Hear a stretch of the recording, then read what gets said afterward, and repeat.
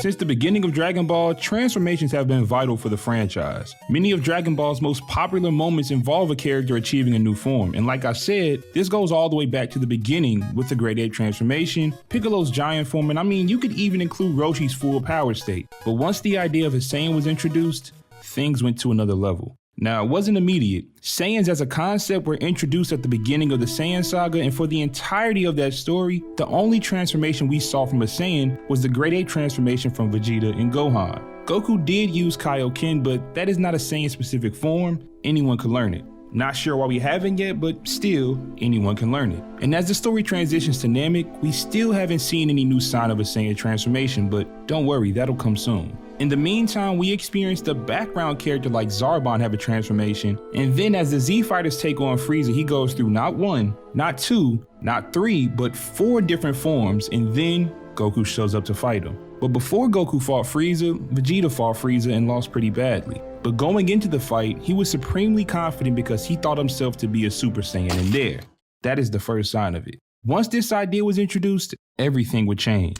Now, Toriyama teased us with this concept by making us think Goku was a Super Saiyan at one point, although he wasn't, and then Vegeta, although he wasn't. But once Goku fought Frieza and truly became a Super Saiyan, the floodgates were opened.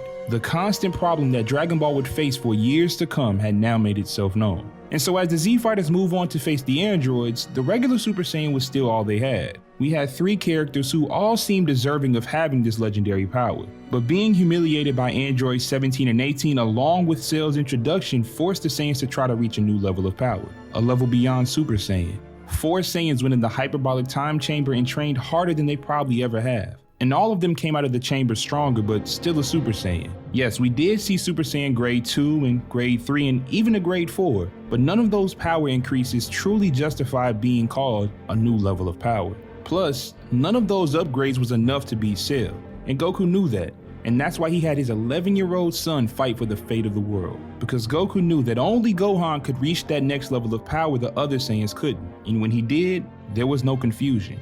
His look, his aura, the lightning, everything about Gohan after his power increased against Cell signaled a new form. And although we call it Super Saiyan 2 now, back when it was introduced, Gohan's form was called Super Saiyan Grade 5.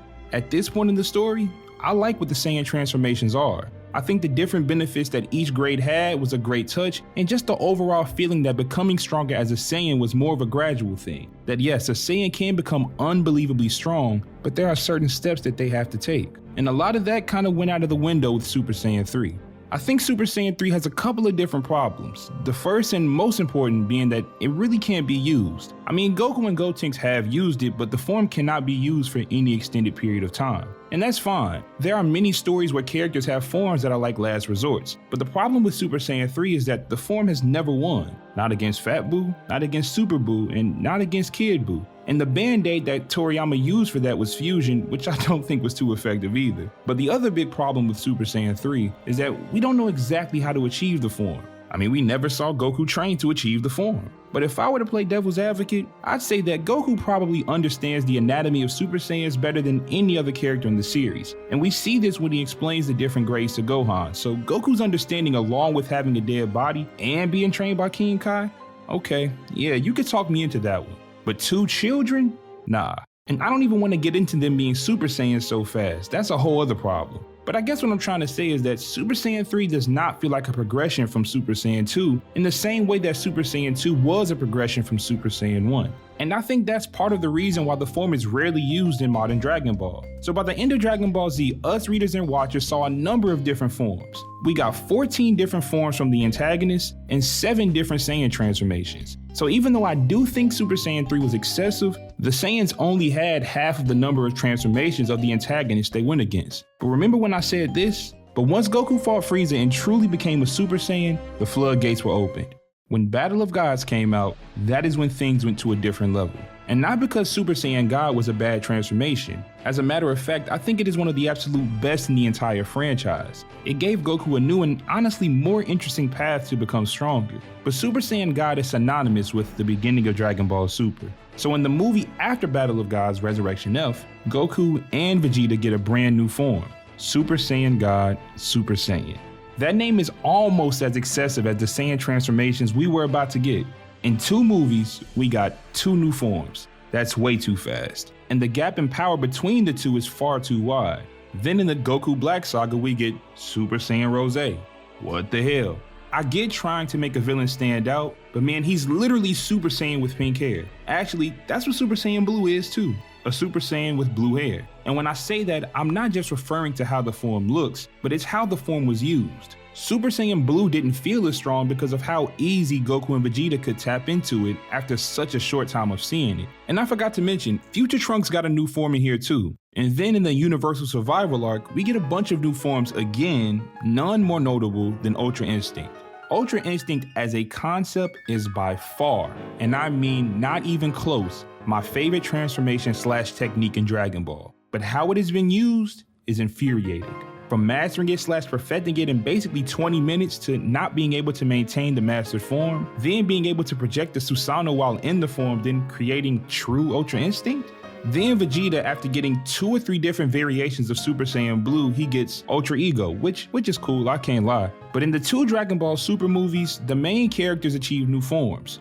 Broly with his human grade ape form and legendary Super Saiyan, and then Gohan with his beast form. Let's not even talk about Piccolo's 2 new forms, it's just too much, way too much. And the bad part is, I like most of the modern transformations individually way more than I like the ones in Dragon Ball Z. But in Dragon Ball Z, the antagonist would be the one to get 3 or 4 different transformations, and it would be up to the Z fighters to find a way to overcome that. That process often took a little while, and as a reader or watcher, you were unsure on exactly how they were going to get over that hurdle.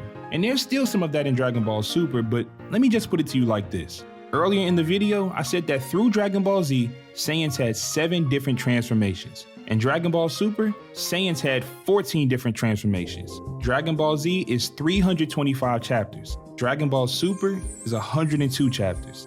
See what I'm saying? And I know Dragon Ball Super is monthly and Z was weekly, but that does not negate that we are seeing too many drastic increases in power far too frequently. Dragon Ball Z through the Buu saga is about 12 to 13 years, and Dragon Ball Super up to now is 5 years, maybe 6. In Dragon Ball Z, the Super Saiyan transformation was used to fight basically from Frieza through the rest of the story.